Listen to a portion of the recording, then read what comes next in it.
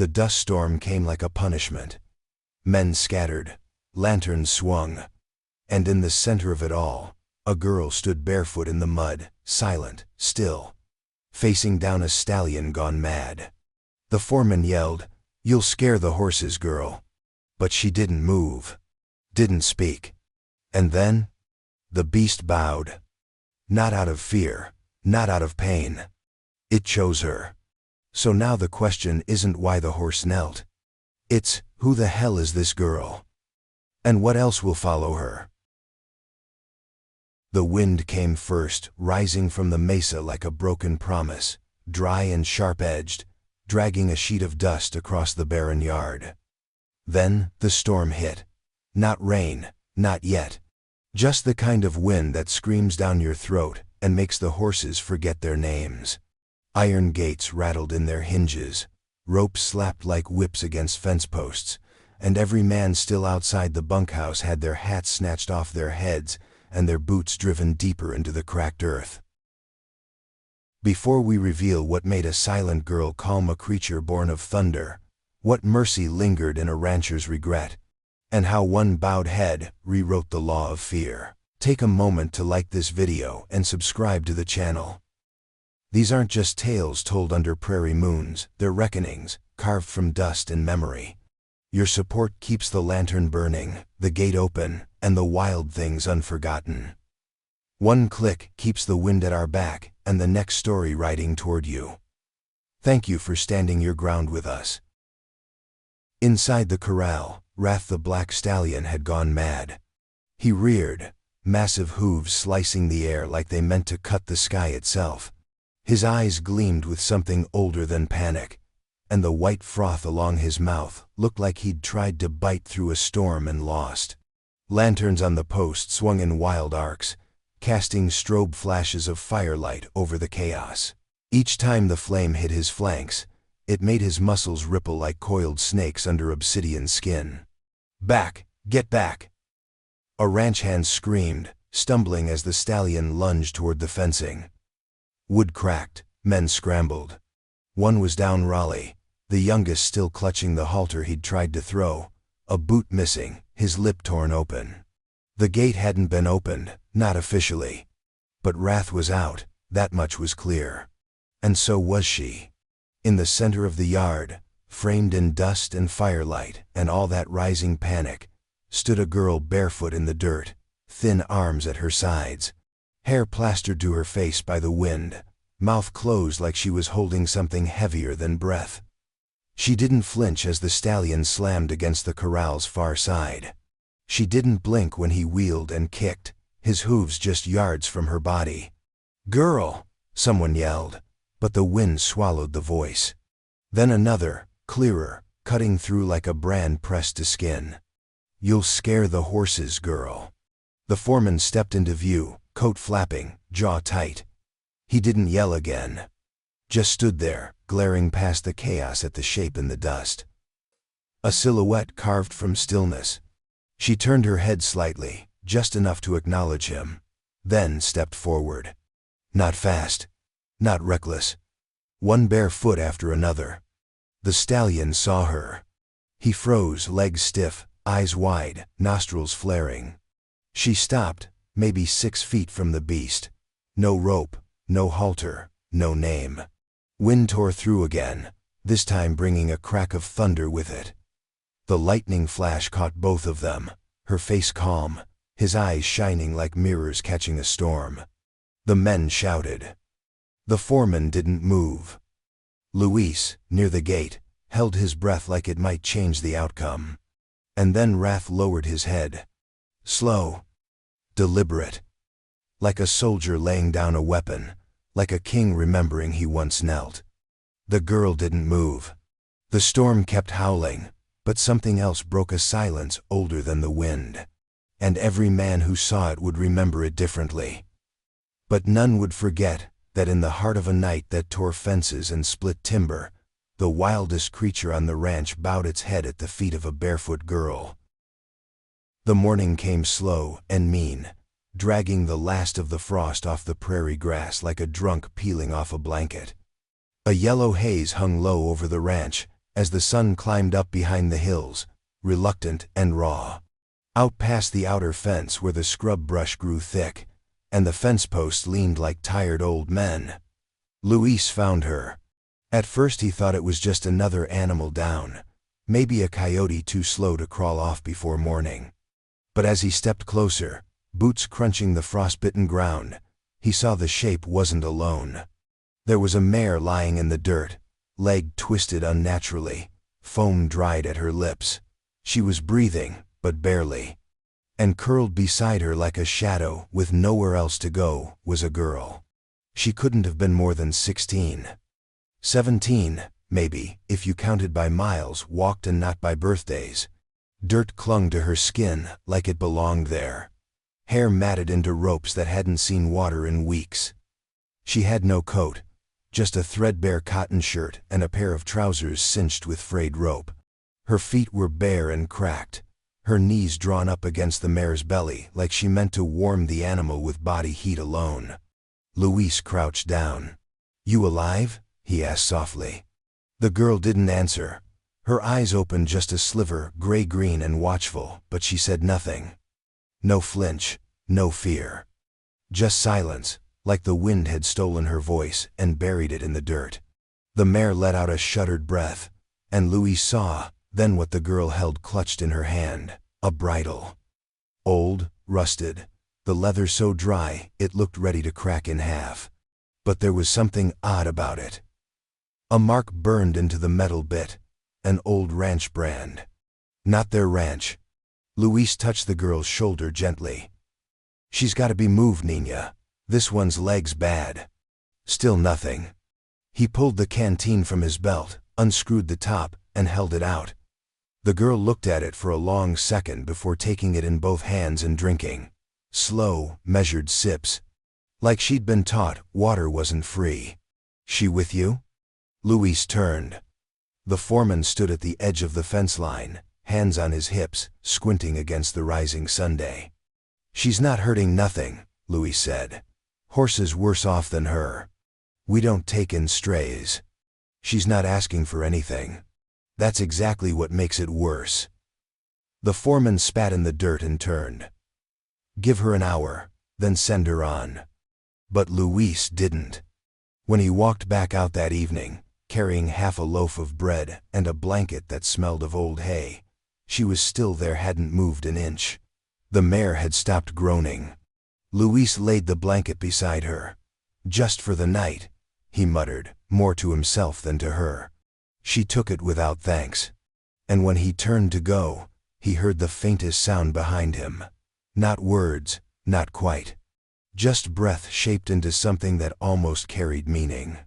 It sounded like stay. But the wind took it before he could be sure.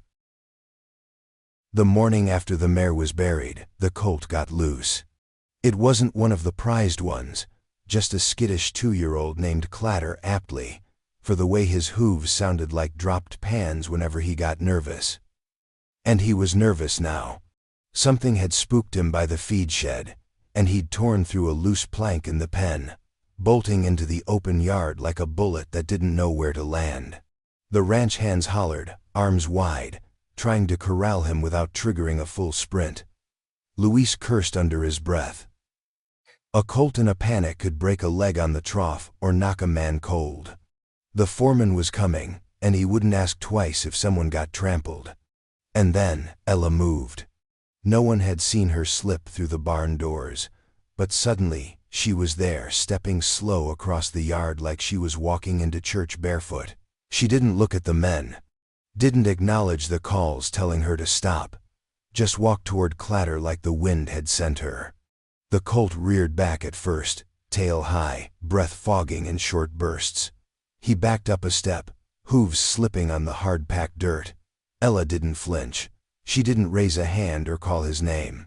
She just stopped where she was, about 10 feet out, and lowered herself to the ground. Cross-legged, barefoot, silent. The colt blinked. Luis could feel the tension hanging in the air, like a wire stretched too tight. The others stood still, the kind of stillness that comes from confusion laced with superstition. They'd seen horse whisperers before, sure, Ranch folk learn the trick: salt in the palm, sugar cubes, patience. But this was something else. The girl wasn't offering anything. She wasn't even beckoning. She just sat there, like she belonged to the dust itself, waiting for the wind to make a decision. Clatter stepped forward. One foot, then another.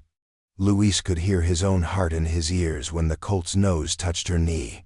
She still didn't move. Then she breathed in slow, deep, and exhaled through her nose like she was sinking to something older than all of them. The colt lowered his head. The yard stayed quiet for a beat too long.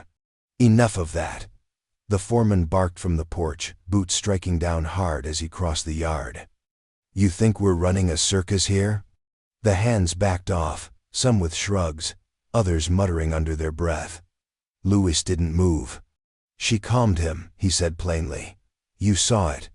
I saw a girl walking into danger like she's made of ghost stories, the foreman snapped. You want to bring that into my barn? You want a colt thinking a whisper means more than a halter? She could help. She could hex the lot of us. Luis stepped forward. Let her work. Just chores, feed, maybe walk the fence. She don't have to talk. The foreman stared at the girl, who now stood brushing dust off her trousers with the same quiet detachment she'd had from the beginning. Her face was unreadable. Not blank, just unreadable. Like a book written in smoke. Finally, he said, fine.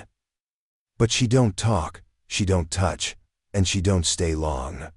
Storm warnings crackled from the radio inside the tack room. Over the ridge, clouds were beginning to climb, black and swollen. The kind of weather that turns fences to tinder and makes animals remember the wild in their blood.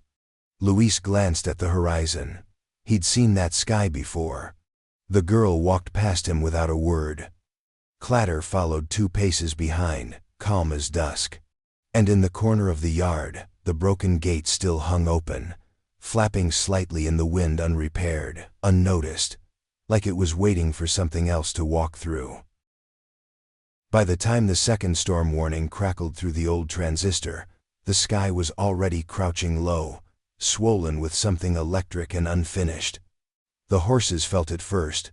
They always did. Before the first gust cut across the paddocks, before the clouds turned the hills to bruises, they knew. They paced more, snorted at shadows, ears twitching like static.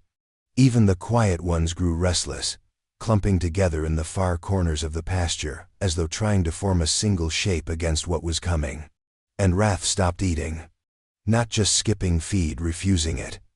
Turning his head when the grain bucket came near, teeth bared not in threat, but something worse. Disdain. Luis was the first to notice. When the others shrugged it off as nerves, he watched the stallion press his forehead to the fence post, breathing slow, almost deliberate. There was no foam at the mouth, no sweat on the flanks, no fever.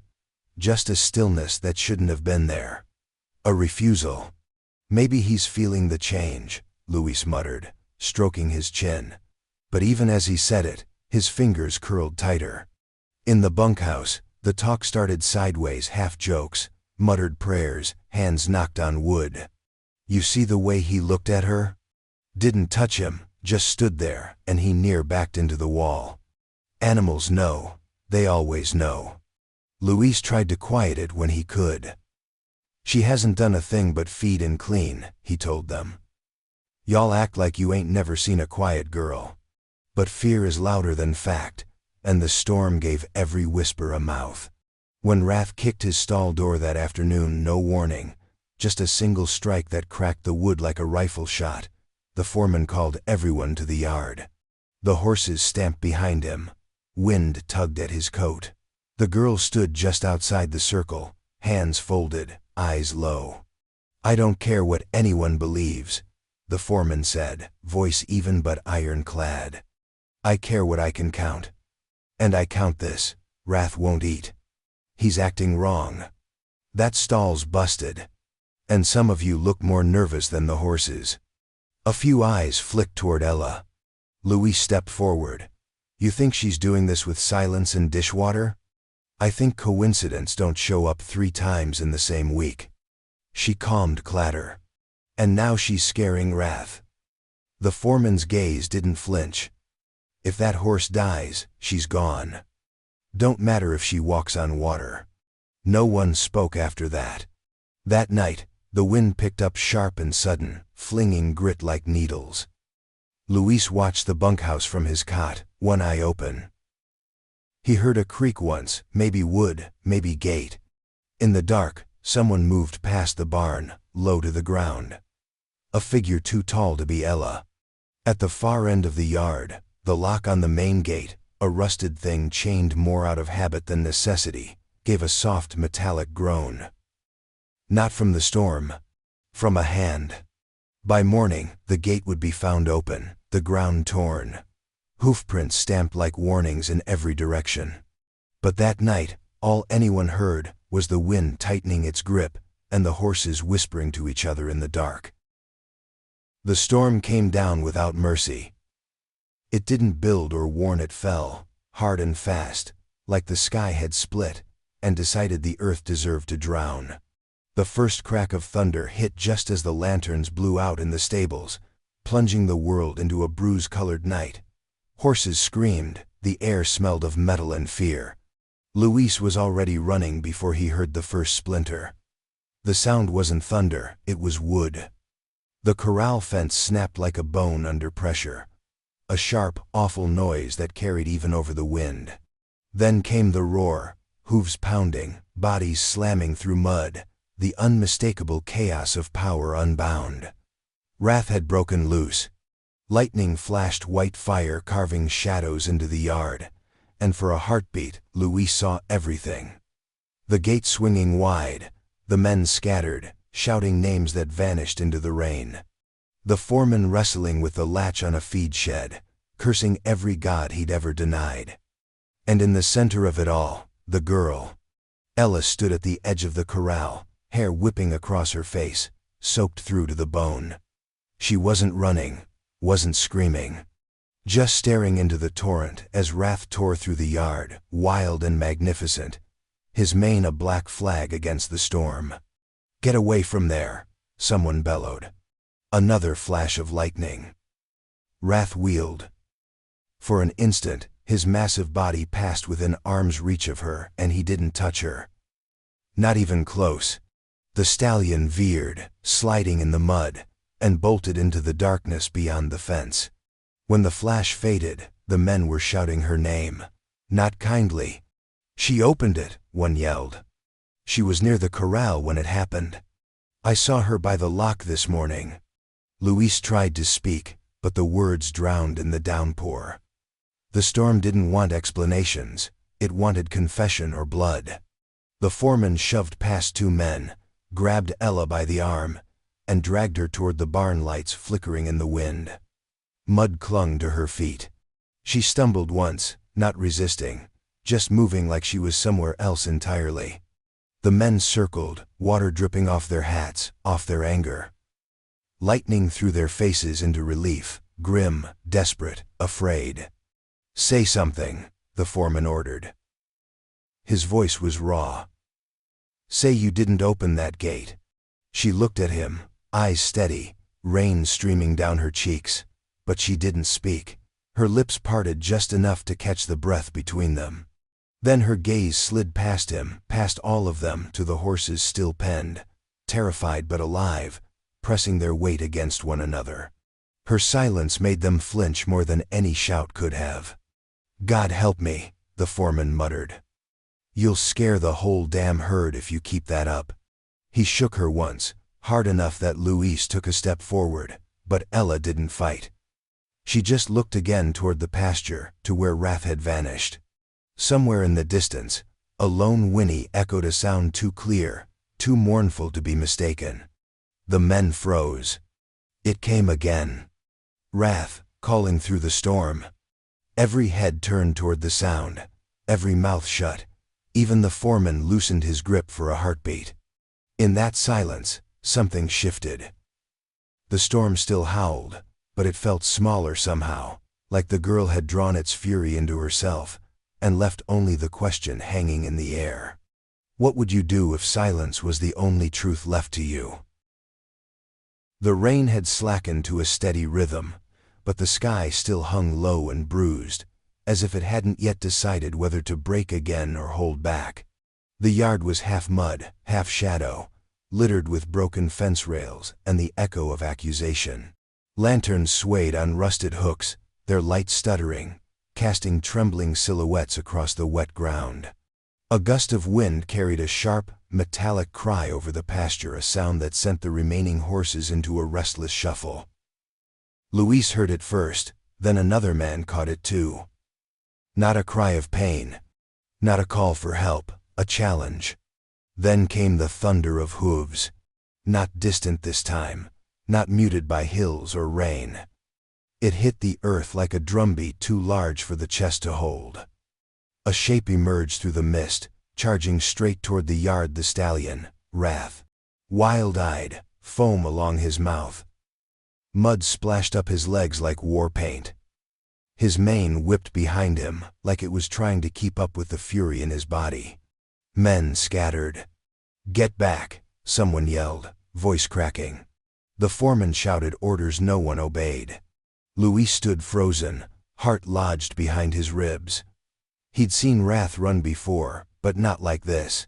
Not with the fury of lightning still inside his blood. This was no frightened animal. This was something bigger, like the storm had grown legs and teeth. And then Ella stepped forward. She moved like the wind hadn't touched her, like the mud didn't exist beneath her feet. No hesitation, no fear, just stillness carried forward on two bare feet. "Girl, don't!" Luis found his voice too late. The stallion saw her. 20 yards, 15, 10. The air seemed to compress around them, thick with pressure, as though time itself had drawn in a breath and refused to let it go. 5. And then wrath halted. So fast his haunches slipped in the mud, his massive frame trembling to stillness just feet from her. The breath he exhaled came out in a thick cloud, visible even in the rain-warmed air. Ella didn't move, didn't raise a hand, didn't blink. Wrath stepped once more, slow now, deliberate, head lowering, knees bending. And then he bowed, lowered his head all the way to her feet, like a knight yielding to a sovereign, like a warrior laying down his pride. His chest heaved, steam rising off his back. Rain tapped across his hide like a benediction. No one spoke, no one breathed. Luis felt something inside him give way, a knot he hadn't realized he was carrying. It cracked open like thawing ice, and tears slipped down his cheeks before he could stop them. Not out of sadness, out of something older. Reverence. The men around him stood still, some with their mouths open, others gripping tools or reins like lifelines. None of them understood what they were seeing, not fully. But all of them knew they would never forget it. The foreman took a slow step backward, then another. His face was tight with something more than anger, something close to fear. The wind died. Not entirely, but enough. Thunder faded into the horizon like a giant sighing its last. In the center of the yard stood a barefoot girl, and a beast bowed before her. And not one man dared speak her name. By morning, the mud had crusted over like dried blood on the skin of the earth. The storm had passed, but it had not left peace in its wake, only quiet. A strange, fragile quiet, like something sacred had been broken open the night before, and was now lying exposed for the world to either honor or destroy. The stallion still knelt when dawn cracked the sky, head low, breath calm. Ella hadn't moved. She'd stood beside him for hours, bare feet sunk into the soaked ground, eyes unfocused like she wasn't looking at anything she could name. Luis found her like that just after sunrise. He brought her a dry blanket, and she took it without thanks, without a word, just a single nod that carried the weight of 1,000. Mid-morning, the dust trail arrived, a car, not a horse. Newer than anything on the ranch, tires spitting gravel, windows tinted. When it stopped just beyond the outer fence, silence fell again. Even the chickens stopped pecking. A man stepped out, crisp suit too clean for this place, shoes already ruined by the second step into mud. He carried a leather satchel and a face like stone polished for courtrooms. He didn't ask for directions. Just walked straight to the porch where the foreman stood waiting, arms crossed like he already knew he was about to lose something and intended to fight the grief with defiance. "Mr. Vance," the man said with a nod. "Name's Caldwell, estate counsel." The foreman didn't shake his hand. "We weren't expecting visitors." "No, but you were expecting foreclosure." Louis paused mid-shovel by the barn.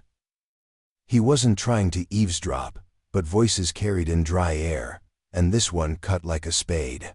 Caldwell unbuckled the satchel and drew out a folder so thick, it might have been alive with bad news. He flipped it open, glanced down once, then looked the foreman square in the eye. "Your operating margin's been underwater for 3 seasons. Feed costs rising, vet bills unpaid, property taxes.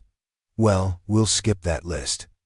Only thing keeping the ranch above complete liquidation is a promise. One more breeding season from that black stallion." Wrath. The foreman stiffened. "He's not a product. He's an asset," Caldwell said. "And he's the only one the board's willing to gamble on." Asset. Behind them, Ella appeared at the edge of the porch, still barefoot, still silent. The lawyer noticed her and tilted his head. "She the one?" "She's a stray," the foreman said quickly. "Barely speaks. Doesn't belong to no one, and sure as hell doesn't belong here." Caldwell studied Ella for a long moment, unreadable. "And yet the stallion follows her like she's carved from prophecy." "She doesn't talk," the foreman growled. "You can't have a mute girl owning the future of this place." The lawyer closed the folder. Didn't smile, didn't blink.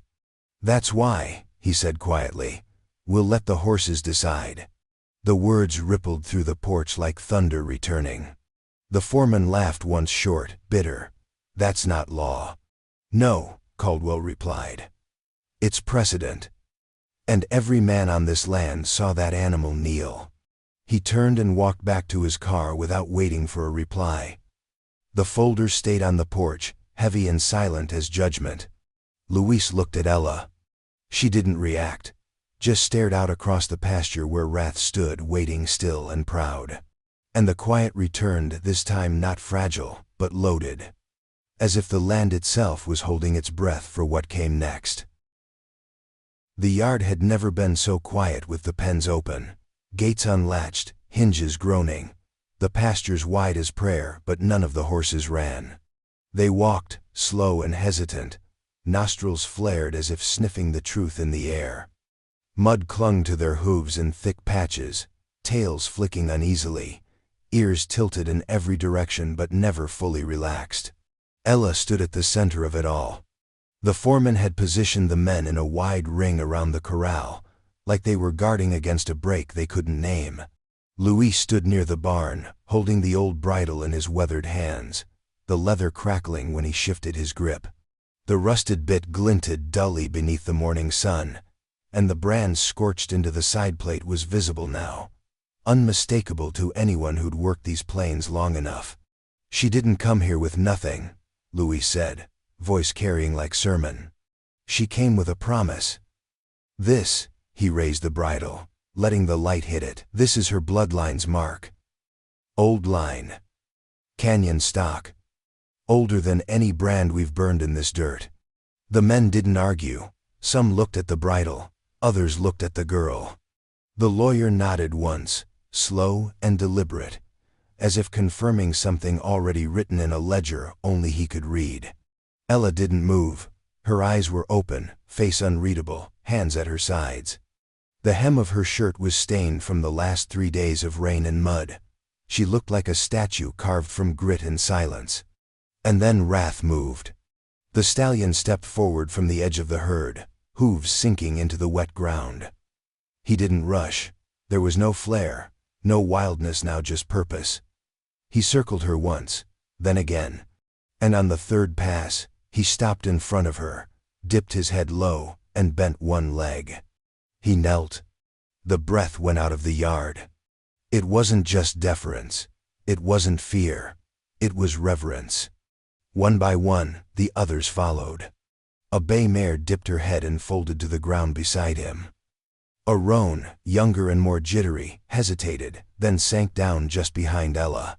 Even Clatter, nervous as a jackrabbit and twice as jumpy, pawed at the ground and slowly lowered himself until his chest touched earth.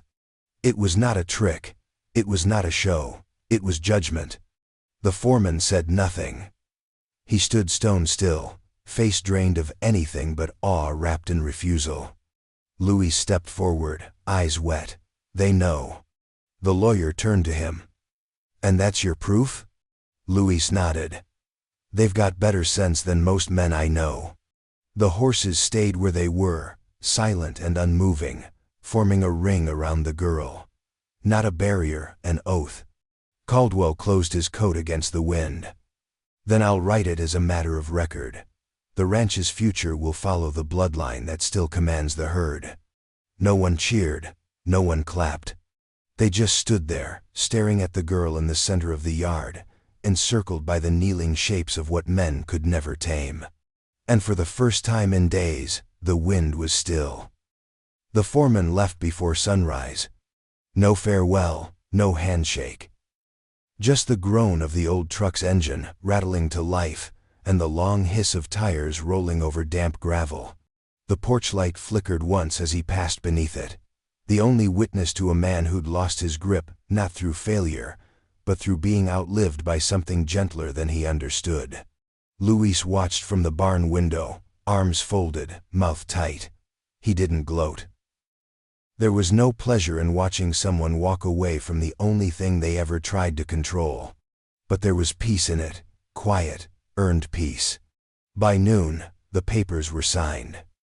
The lawyer returned with contracts and nods, and the new hands arrived 2 days later. Young, uncertain, but willing. Luis took them out on foot, not on horses. Made them walk the land, feel where the fences breathed, where the ground sloped with mood, not just terrain. He taught them when not to speak. That was the harder part. Ella never left. She still didn't talk. But no one asked her to anymore. The girl who didn't belong now belonged more than anyone. The silence around her wasn't emptiness, it was invitation.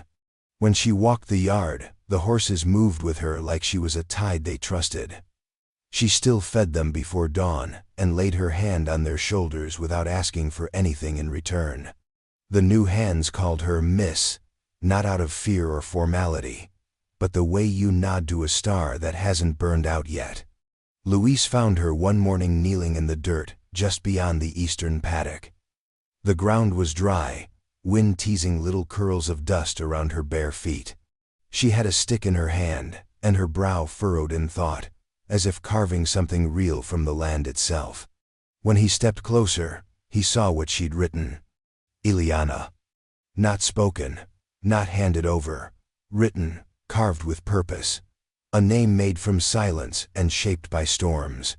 She looked up at him, and he saw no fear in her eyes, no hesitation, just the calm of someone who'd passed through fire and knew she'd never be burned the same way again. Behind her, Wrath stood just outside the fence line, watching. His eyes no longer wild, no longer searching, just soft, still, guarded not by fence or lead rope, but by choice. The wind picked up around them, tugging at Luis's coat, pulling at Eliana's hair until it danced like flame. Somewhere in the distance, thunder cracked faintly, low and harmless. But no one ran. No one shouted warnings. Eliana rose, brushing dirt from her knees, and stood exactly where she had that first night, when the sky had threatened to tear open, and the stallion had bowed like the earth itself was listening. Only now, she stood not as mystery, but as answer. And still, she said nothing. Because when the silence speaks louder than a man's name, who do you believe?